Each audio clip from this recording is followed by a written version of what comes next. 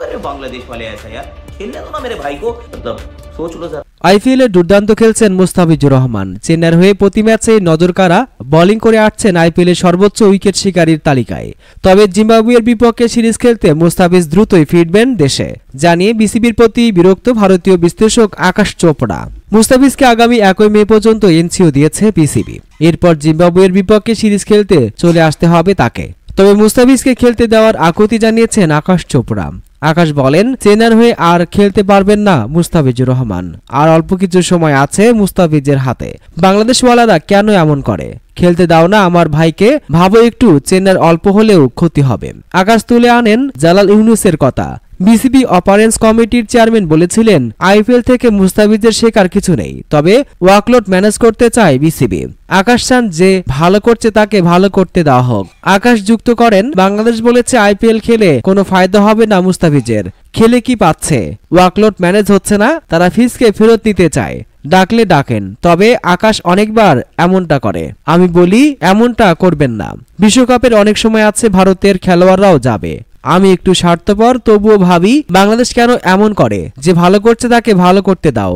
পরের বছর অনেক বড় অনশন হবে, মুস্তাফিজ অনেক টাকা পাবে এবং আমরা চাই সে অনেক টাকা কামাক। এবারের আইপিএল এ প্রথম ম্যাচে 4 উইকেট শিকার করে ম্যাচ সেরা হয়েছিলেন মুস্তাফিজুর রহমান। পরে 4 ম্যাচে আরো 6 উইকেট পেয়েছেন কাটার মাস্টার। মুস্তাফিজকে নিয়ে আকাশ আরো বলেছেন, কিন্তু বাংলাদেশের এটা মনে হয়েছে যে বিশ্বকাপের যে পরিকল্পনা তারা করেছে সেটা তারা পারবে না, তারা ট্রফি উঠাতে পারবে না যদি তারা মুস্তাফিজের ওয়ার্কলোড ম্যানেজ করতে না পারে।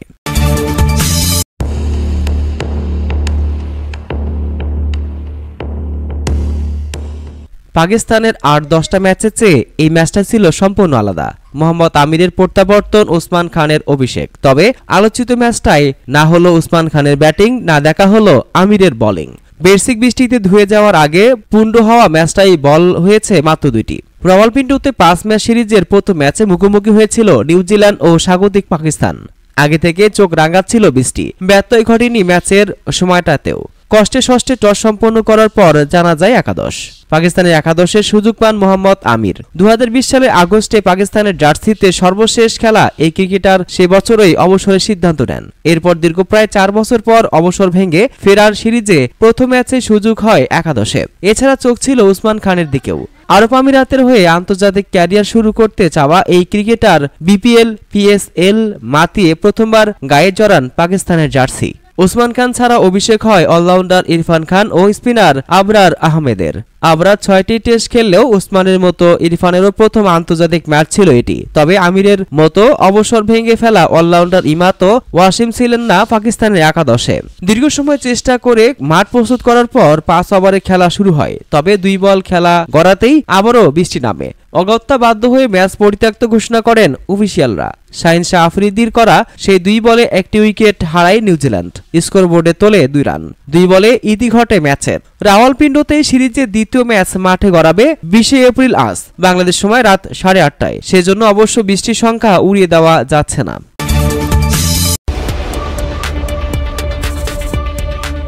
এদিন লখনৌ এর বিপক্ষে ঘরের মাঠে টস হেরে ব্যাটিং পায় চেন্নাই সুপার কিংস। টপ অর্ডারে তেমন রান না পেলেও রবীন্দ্র জাদেজার 50তে ম্যাচে টিকে থাকে চেন্নাই। শেষ দিকে ময়ন আলীর 20 বলে 30 সফরকারীদের স্কোরকে আরো বড় করে, যা পুরো দলের স্কোরটাই বুস্ট করেন মহেন্দ্র সিং ধোনি। থালার 9 বলে 28 রান চেন্নাই স্কোরবোর্ডকে 176 রান এনে দেয়। আমরা চাই ধোনি ভালো খেলুক, তবে ম্যাচটা জিতুক লক্ষণী। সাইনবোর্ডে সেই কথা অক্ষরে অক্ষরে মিলে গেল। মুস্তাফিজুর রহমান বল হাতে আপ্রাণ চেষ্টা করার পরও লখনৌ সুপার জায়ান্টসের কাছে হেরে গেল চেন্নাই সুপার কিংস। তবে চির যৌবনা মহেন্দ্র সিং ধোনি ব্যাট হাতে এদিনও মুগ্ধতা ছড়ালেন তরুণ বয়সের ধোনির মতো। লখনৌর ঘরের মাঠে আগে ব্যাট করতে নেমে ব্যাটিং বিপর্যয়ে পড়ে চেন্নাই। 8 নম্বরে নেমে মাত্র 9 বলে 28 রানের ক্যামিওতে ধোনি দলীয় সংগ্রহকে নিয়ে যান 176 রানে। এছাড়া আজিজকা রাহানের 28 বলে 36, রবীন্দ্র জাদেজা 40 বলে অপরাজিত 57, ময়ন আলী 20 বলে 30 রানের ইনিংস খেলেন। লখনৌর পক্ষে জোড়া উইকেট শিকার করেন কুনাল পান্ডিয়া। জবাব দিতে নেমে লখনৌর 2 ওপেনার ম্যাচ ছিনিয়ে নেন চেন্নাইয়ের হাত থেকে। মুস্তাফিজ অবশ্য এদিনও বল হাতে আস্থার প্রতিদান দিয়েছেন। অধিনায়কের চাওয়া অনুযায়ী বল হাতে নিয়ে প্রথম ওভারে 8 ও দ্বিতীয় ওভারে 7 রান খরচ করেন। ঋতুরাজ গায়কোয়াড় শেষ দিকের জন্য মুস্তাফিজকে মজুত করে রাখলেও ততক্ষণে ম্যাচ চলে গেছে নিয়ন্ত্রণের বাইরে। 15তম ওভারে নিজের তৃতীয় ওভার করতে এসে বাংলাদেশি পেসারের তাই তেমন কিছু করার ছিল না। তারপরও মুস্তাফিজের দলকে এনে দেন কাঙ্ক্ষিত ব্রেক থ্রো। ওভার শেষ বলে কুইন্টন ডি কককে পরিণত করেন ধোনির কাছে। 43 বলে 54 রান করে ফিজের শিকার হয়ে বিদায় নেন প্রোটিয়া তারকা। তবে সহজ ম্যাচটি আর কঠিন হয়নি লক্ষ্ণের জন্য। অধিনায়ক লোকেশ রাহুলের 53 বলে গড়া 82 রানের ইনিংসকে ভর করেই হেসে খেলেই পা ফেলে জয়ের বন্দরে, তাও 6 বল ও 8 উইকেট হাতে রেখে। চেন্নাইয়ের হয়ে অপর উইকেট শিকার করেন মাতিসা পাথিরানা।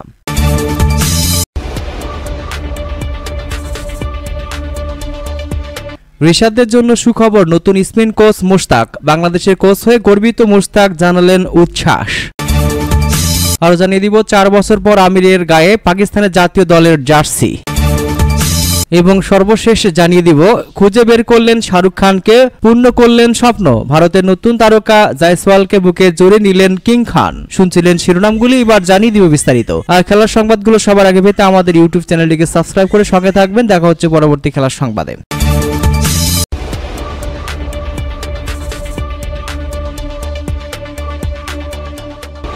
রিশাদ মিরাজের স্পিন ডিপার্টমেন্টের নতুন বস পাকিস্তানের মুশতাক আহমেদ। সাবেক পাকিস্তানি লেগ স্পিনার এবং বিশ্বকাপ বিজয়ী মুশতাক আহমেদকে বাংলাদেশের জাতীয় দলের স্পিন বোলিং কোচ হিসেবে নিযুক্ত করা হয়েছে। জিম্বাবুয়ের বিপক্ষে টি-20 সিরিজের প্রস্তুতি শিবিরের আগে এই মাসের শেষের দিকে তিনি দলে যোগ দেবেন দলের সাথে। আইসিসি টি-20 বিশ্বকাপ 2024 ওয়েস্ট ইন্ডিজ এবং যুক্তরাষ্ট্রে শেষ না হওয়া পর্যন্ত বাংলাদেশ দলের সাথে কাজ করবেন। এক সংবাদ বিজ্ঞপ্তি প্রকাশ করে বিষয়টি নিশ্চিত করেছে বাংলাদেশ ক্রিকেট বোর্ড বিসিবি। চলতি মাসের শেষ দিকে প্রস্তুতি ক্যাম্পের আগে বাংলাদেশ দলের সাথে যোগ দিয়ে কাজ শুরু করবেন মুশতাক আহমেদ। পাকিস্তানের হয়ে প্রায় 15 বছর আন্তর্জাতিক ক্রিকেটে খেলেছেন মুশতাক আহমেদ। 1992 সালে পাকিস্তানের বিশ্বকাপ জয়ী দলের সদস্য ছিলেন মুশতাক। খেলোয়াড়ি জীবনের পর নাম লিখিয়েছেন কোচিংয়ে। এখানেও ক্যারিয়ারটা বেশ সমৃদ্ধ মুশতাকের। 2008 সালে ইংল্যান্ডের স্পিন বোলিং কোচের দায়িত্ব নেন মুশতাক। সে দায়িত্ব 2024 সাল পর্যন্ত কাজ করেছেন মুশতাক। এরপর 2014 সালে পাকিস্তানের বোলিং কনসালটেন্টের দায়িত্ব দেওয়া হয় তাকে। 2016 সালের মে মাস পর্যন্ত এই দায়িত্ব ছিল তার।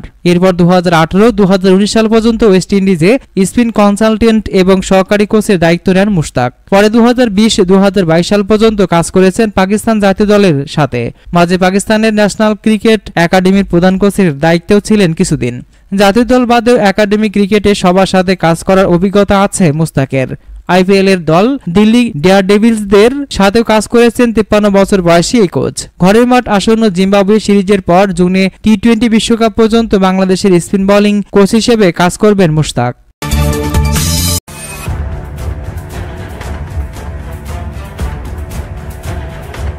আবারও পাকিস্তান জাতীয় দলের হয়ে দেখা যাবে ফাস্ট বোলার মোহাম্মদ আমিরকে। টি-20 বিশ্বকাপকে সামনে রেখে জাতীয় দলে ফিরছেন এই পেসার। জায়গা পেয়েছেন আসন্ন নিউজিল্যান্ড সিরিজের 17 সদস্যের দলেও। এবার জাতীয় দলের জার্সি গায়ে সামাজিক যোগাযোগ মাধ্যমে নিজের অনুভূতি ব্যক্ত করেছেন আমির। সম্ভাবনাময় ক্যারিয়ার ছিল আমিরের, তবে স্পট ফিক্সিং ও নানা ঝামেলায় জড়িয়ে মাঝপথেই থমকে যায় ক্যারিয়ার। সব কাটিয়ে এ নিয়ে তৃতীয় দফায় আন্তর্জাতিক ক্রিকেটে প্রত্যাবর্তন করলেন তিনি। আবারও পাকিস্তানের হয়ে খেলার সুযোগ পেয়ে সৃষ্টিকর্তার প্রতি কৃতজ্ঞতা জানিয়ে আমির লিখেছেন, আল্লাহর নাম নিয়ে শুরু করছে আবার, প্রায় 4 বছর পর। আন্তর্জাতিক ক্রিকেটে আমিরের উত্থান ছিল স্বপ্নের মতো, তবে 2010 সালে ইংল্যান্ড সিরিজে স্পট ফিক্সিং এর দায়ে তাকে দীর্ঘ 5 বছরের নিষেধাজ্ঞা দেয় আইসিসি, খাটেন জেলও। তারপর থেকে ক্রিকেটের বাইরে ছিলেন প্রতিভাবান এই বোলার। নিষেধাজ্ঞা কাটিয়ে আবার দলে ফিরলেও বোর্ডের সঙ্গে ঝামেলায় জড়িয়ে আশঙ্কা অবসর নিয়েছিলেন। পাকিস্তানের হয়ে সব মিলিয়ে 147টি আন্তর্জাতিক ম্যাচ খেলেছেন আমির। 32 বছর বয়সে এই পেসার দেশের হয়ে 50টি টি-20 ম্যাচে নিয়েছেন 59টি উইকেট। এছাড়া 61টি ওয়ানডেতে নিয়েছেন 81 উইকেট। টেস্টে সবচেয়ে বেশি উজ্জ্বল ছিলেন আমির, মাত্র 36টি টেস্ট খেলে নিয়েছেন 119টি উইকেট।